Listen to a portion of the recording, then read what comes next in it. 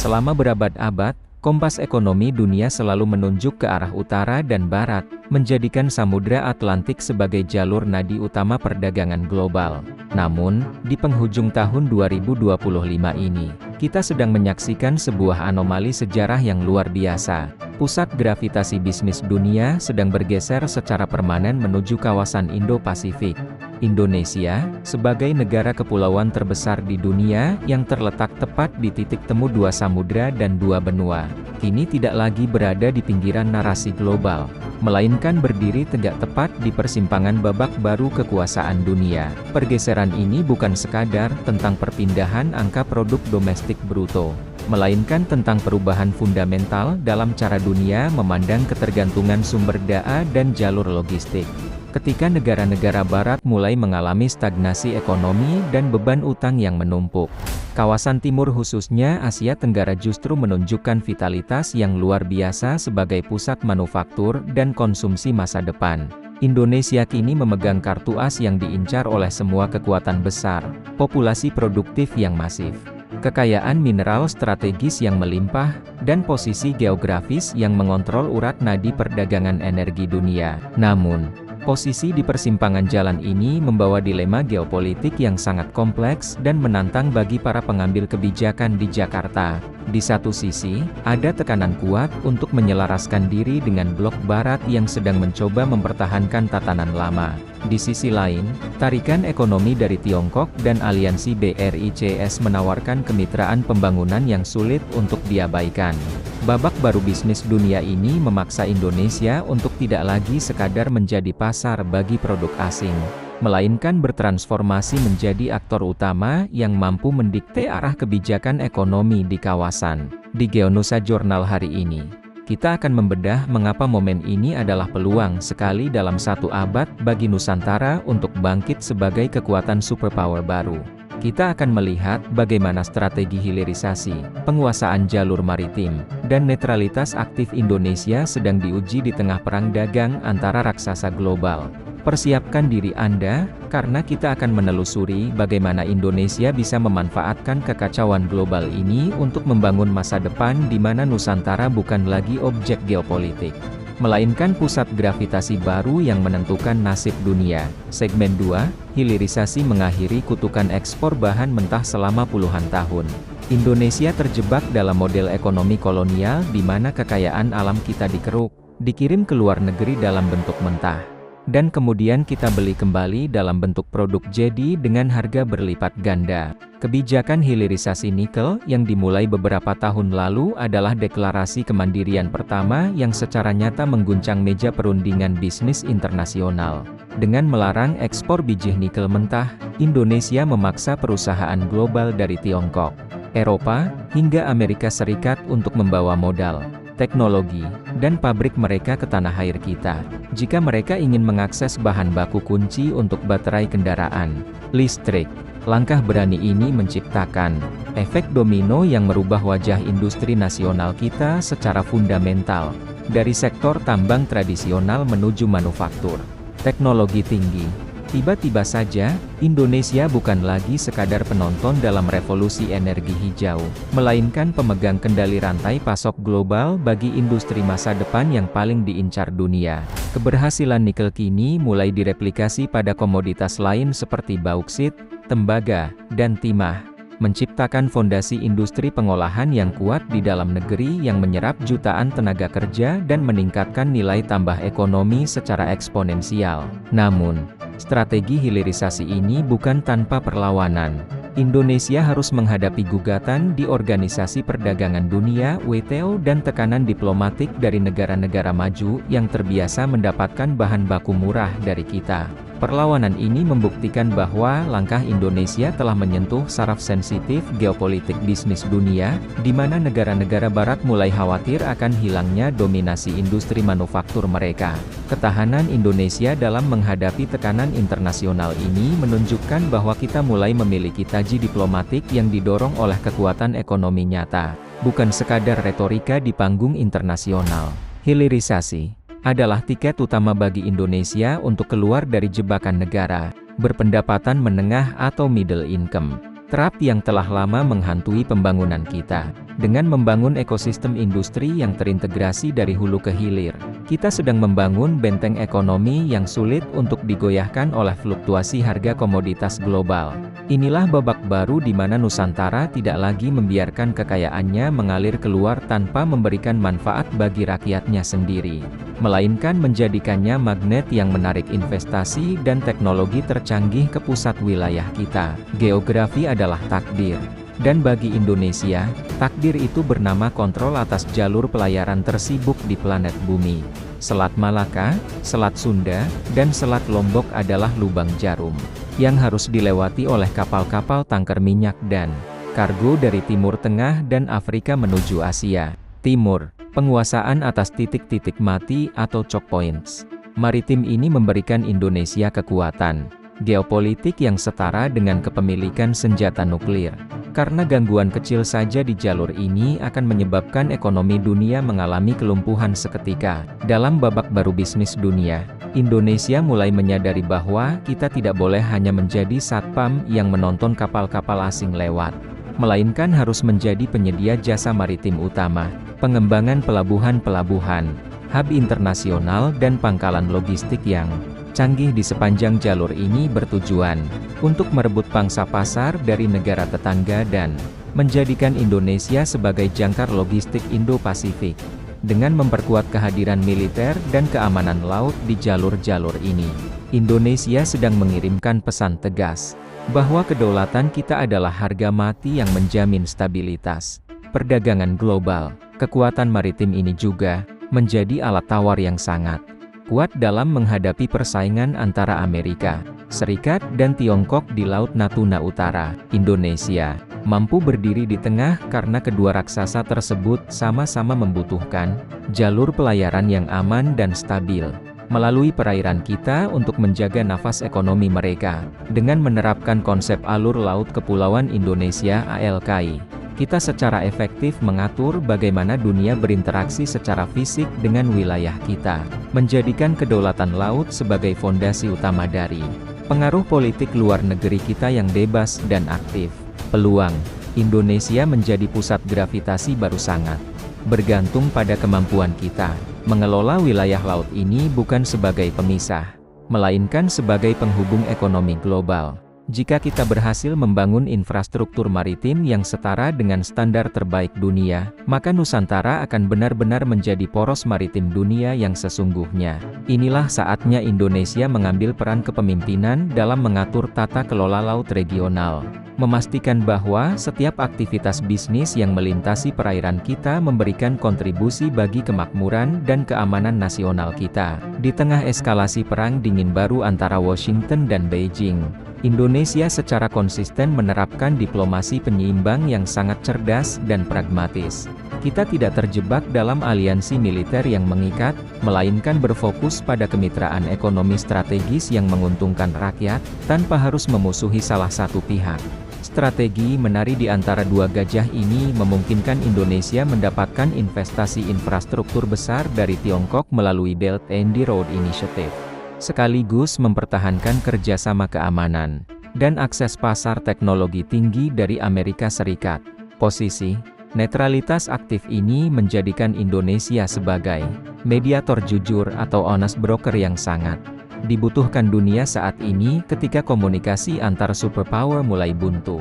Keberhasilan Indonesia memimpin G20 dan ASEAN membuktikan bahwa suara Nusantara memiliki bobot moral dan politik yang mampu mendinginkan suasana konflik global. Bagi pebisnis dunia, Indonesia dipandang sebagai safe haven atau tempat perlindungan yang aman karena kita tidak terlibat dalam sengketa ideologis yang bisa berujung pada sanksi ekonomi yang merusak seperti yang dialami banyak negara lain. Namun, diplomasi ini menuntut kelihayan tingkat tinggi karena baik AS maupun Tiongkok terus berusaha menarik Indonesia ke dalam lingkaran pengaruh mereka masing-masing.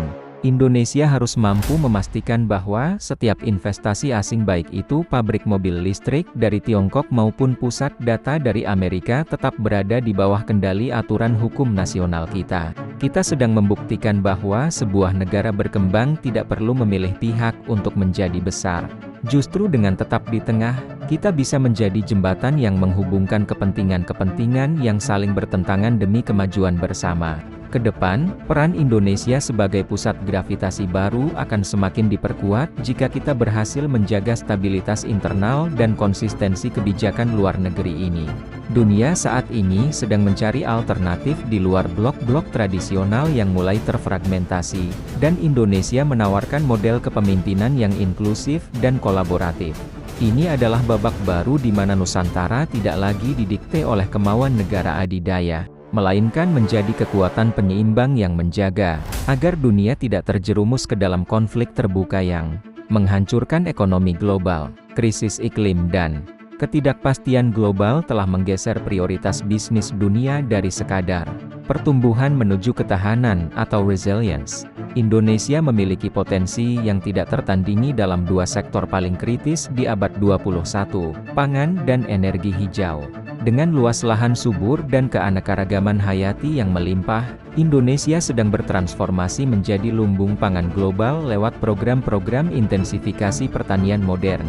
Kedaulatan pangan bukan lagi sekadar isu perut, melainkan alat geopolitik untuk memastikan bangsa kita tidak bisa ditekan oleh embargo pangan dari luar negeri.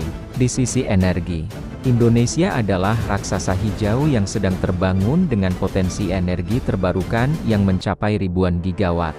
Mulai dari panas bumi, tenaga surya, hingga hidrogen hijau.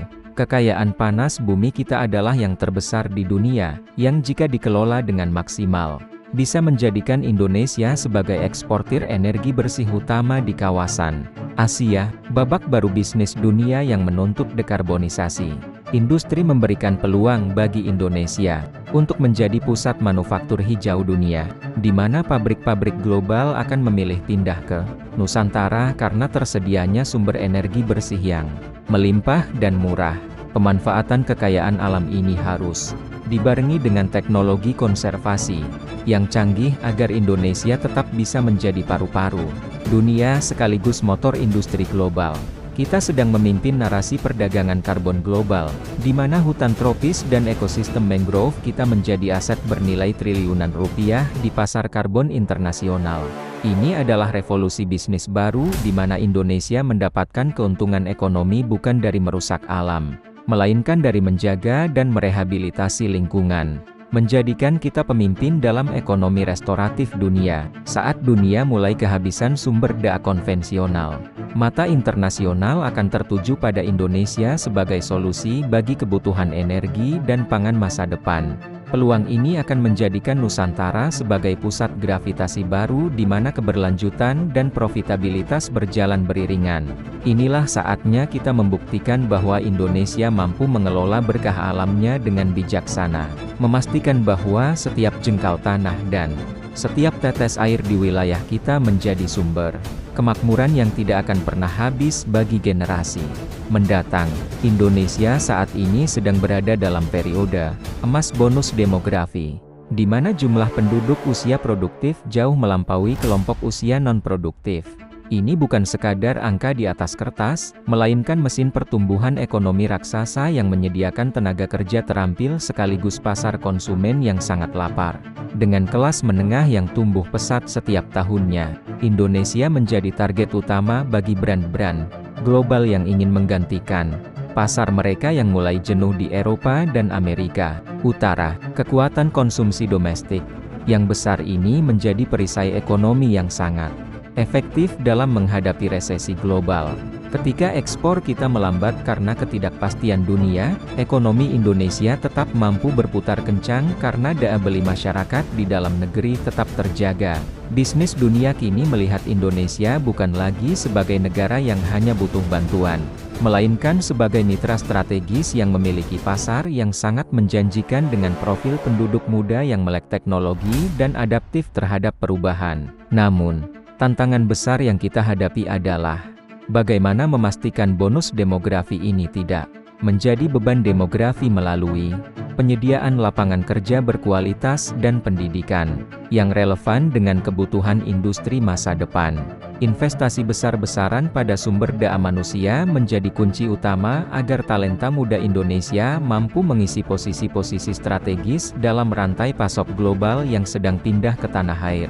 Transformasi dari ekonomi berbasis komoditas menuju ekonomi berbasis pengetahuan adalah misi utama kita untuk memastikan pusat gravitasi bisnis dunia benar-benar menetap di Nusantara. Bonus demografi ini adalah pedang bermata dua yang hanya akan menjadi peluang jika dikelola dengan kebijakan publik yang tepat dan berani. Kita harus mendorong lahirnya entrepreneur muda lokal yang mampu membangun brand nasional yang berskala global, sehingga Indonesia tidak hanya menjadi pasar bagi produk asing, tetapi juga eksportir inovasi.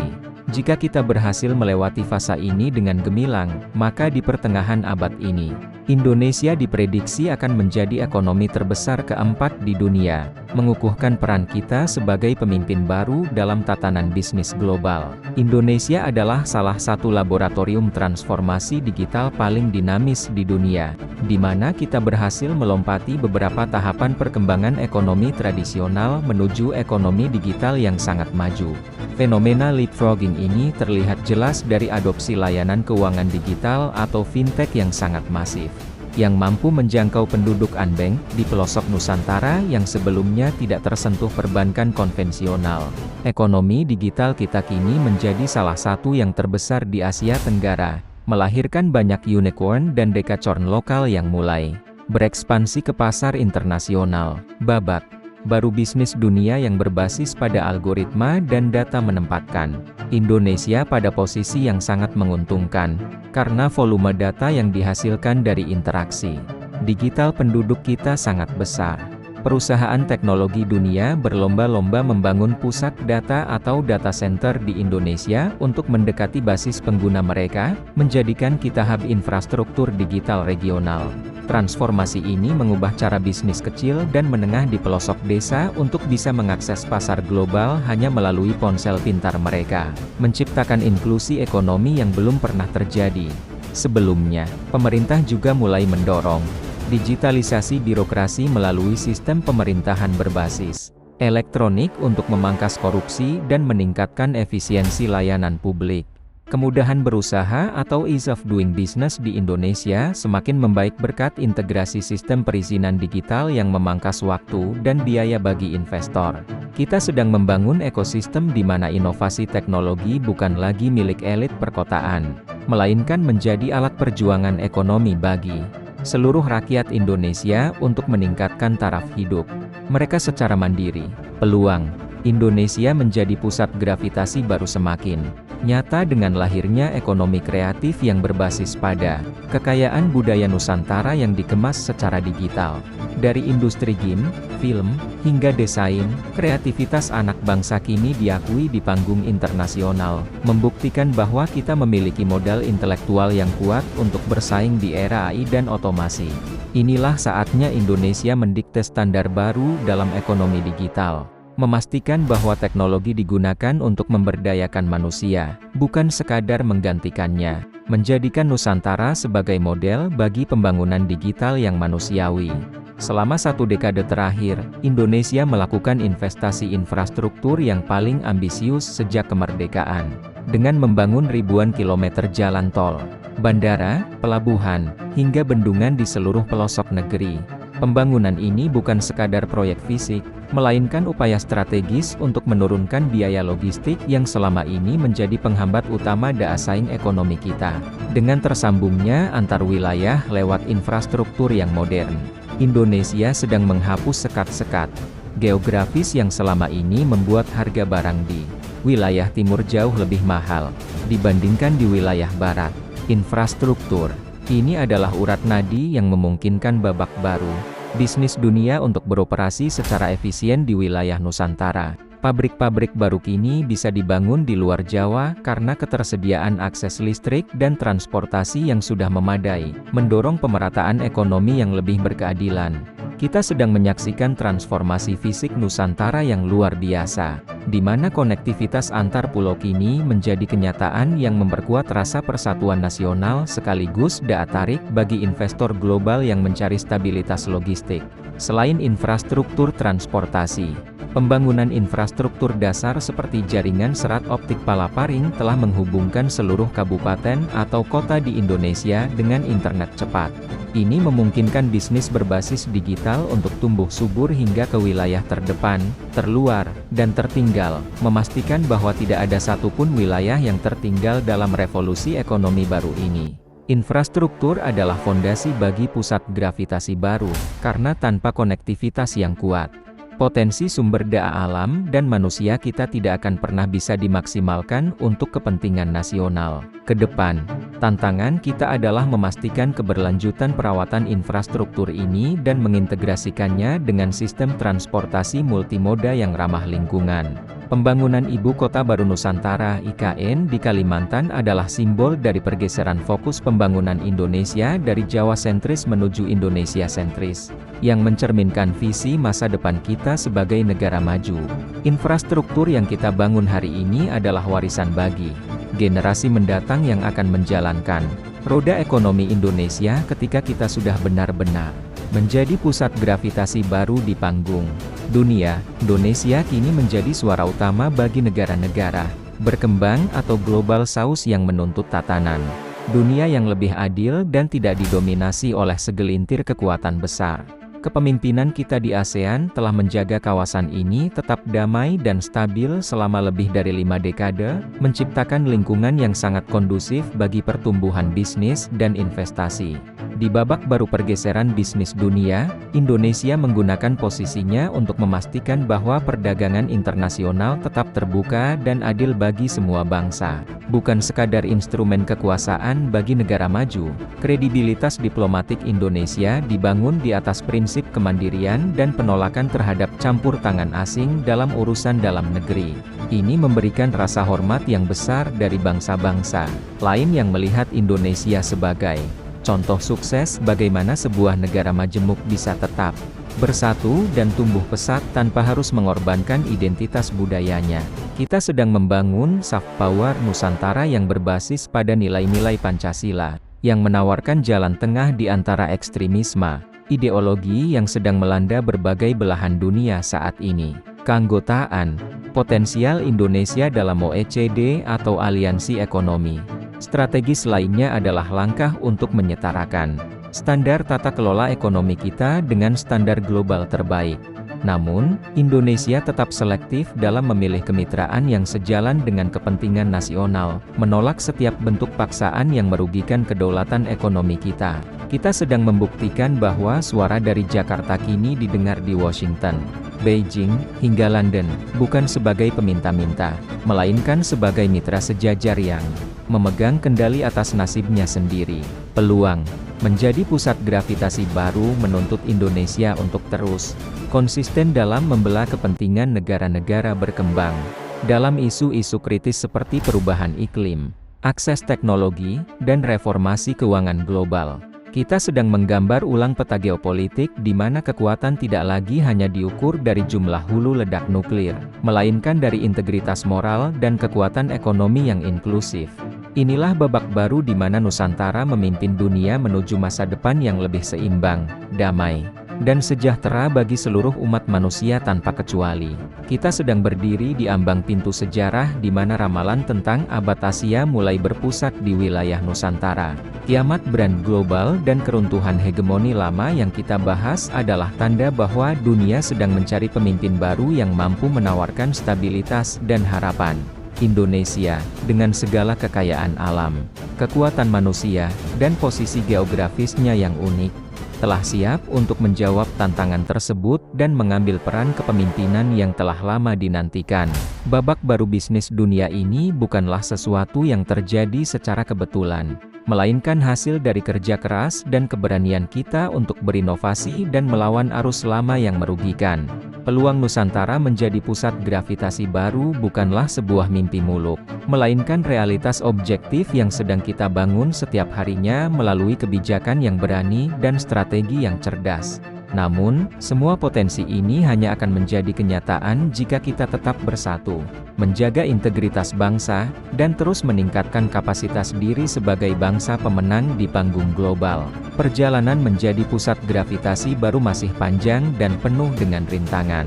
Namun arah kompas sejarah sudah jelas menunjukkan bahwa masa depan milik mereka yang berani melangkah di persimpangan jalan ini. Indonesia memiliki segalanya untuk menjadi kekuatan superpower baru yang dihormati dan disegani, yang mampu membawa kemakmuran bukan hanya bagi rakyatnya, tetapi juga menjadi terang bagi bangsa-bangsa lain di dunia. Kita adalah bangsa pelaut yang sudah terbiasa mengarungi badai.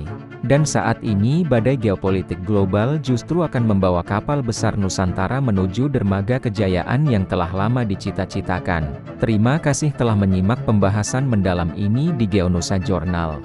Kami mengajak Anda untuk terus mengawal perjalanan bangsa ini dengan kritis dan penuh optimisme, karena setiap langkah kecil yang kita ambil hari ini akan menentukan posisi Indonesia di peta dunia masa depan. Jangan lupa untuk like, subscribe, dan bagikan pendapat Anda di kolom komentar.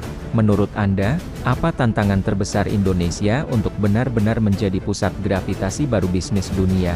Saya nama Anda, sampai jumpa di analisis geopolitik selanjutnya di mana kita akan terus membedah rahasia di balik pergeseran kekuatan dunia.